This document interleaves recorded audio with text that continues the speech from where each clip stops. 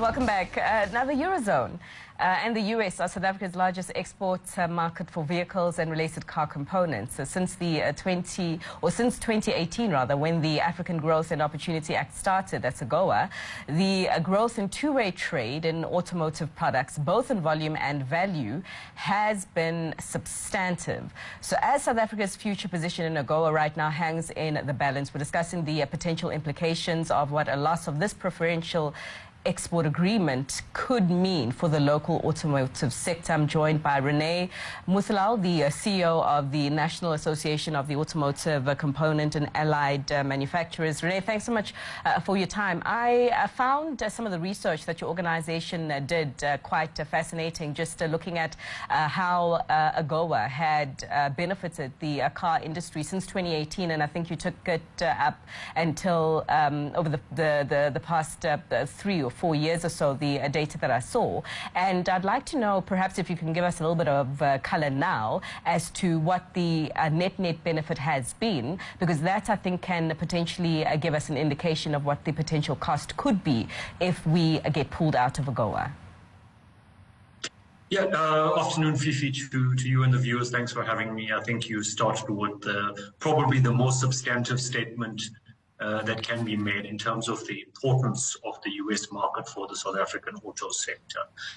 Just last year alone, close on 9 billion rand worth of component exports, as a total mix of about 24 billion automotive exports going into the US. The US has consistently grown its purchase of South African automotive products over the recent past. And I think you can imagine the kind of pain the domestic sector would take if it was to lose such a key market as what the US currently is. I mean, just for a level of context, 9 billion out of total global component exports last year of about 70 billion, that's a fairly big chunk. No, certainly, and especially as conversations are not only limited to the US. I mean, you're looking at other regions that have taken a firm position on this Russia-Ukraine war, Europe, many countries over in Europe, and the implication being that if the US does pull South Africa out of AGOA, what does that mean for potential trade relations with other key export markets for cars, like the Eurozone and Europe? And so, Renai, I suppose the question is, in terms of what you are talking about as an industry right now, and particularly with some of your counterparts in these regions, in the Eurozone and in the US, are you able to divulge whether any conversations of concern are being had right now? Yeah, absolutely. I think, so firstly, just to kind of give a sense of the component production sector in South Africa, I mean, you're looking at close to probably about almost 200 what we call tier one or direct suppliers to the vehicle manufacturers who are based here. And then many of them tend to have the kind of global or multinational links.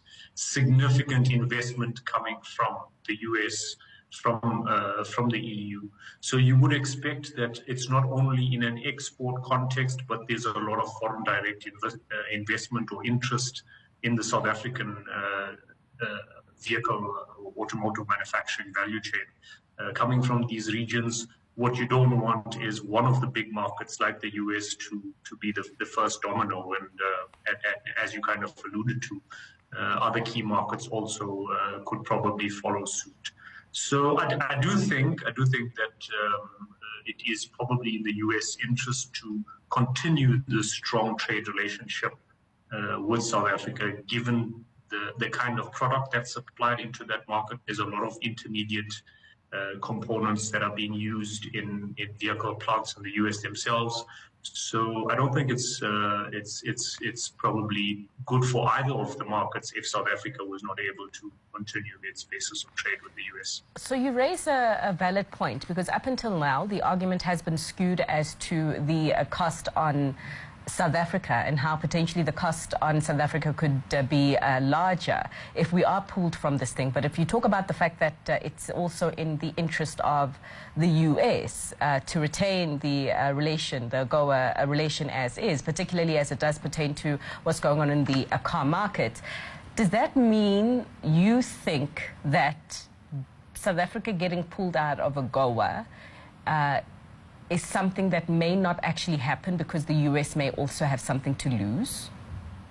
I wish I had the crystal ball, and I think all of us that watch that this particular geopolitical situation play out would love to kind of have that sense.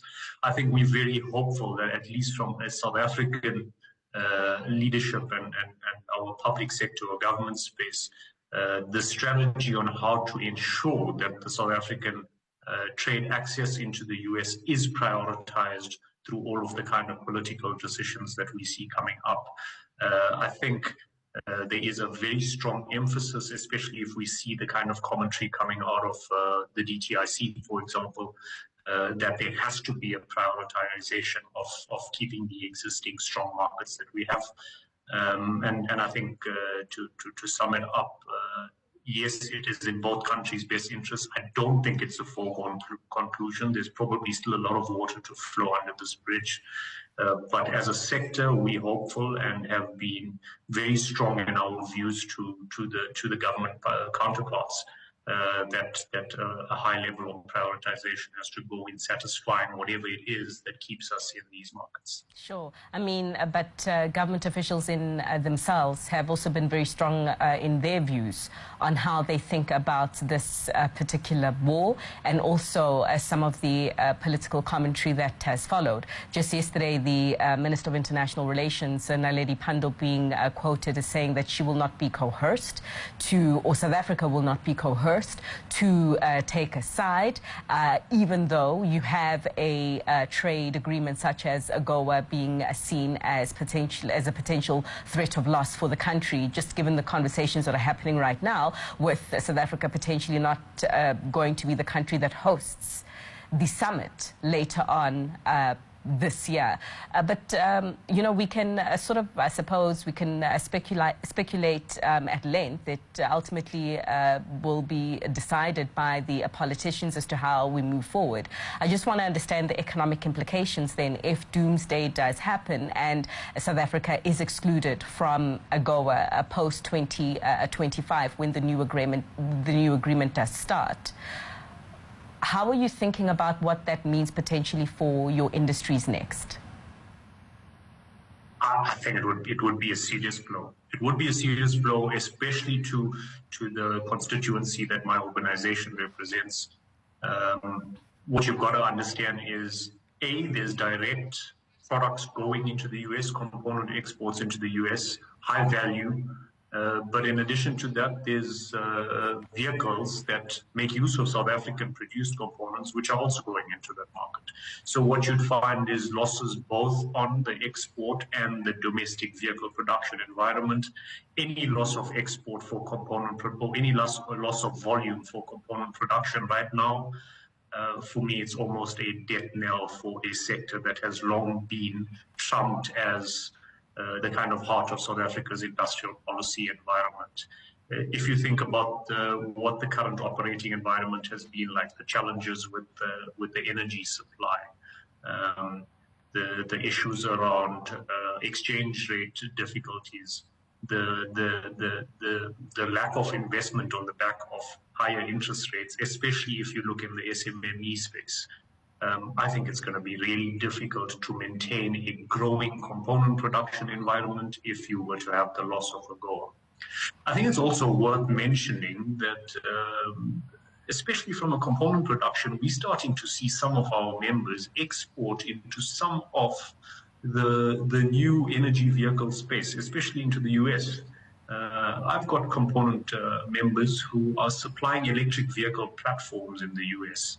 So not only are we looking at it from a perspective of what's current, but the potential to lose in spaces that we want to take the sector in is also, it's a serious concern. Sure.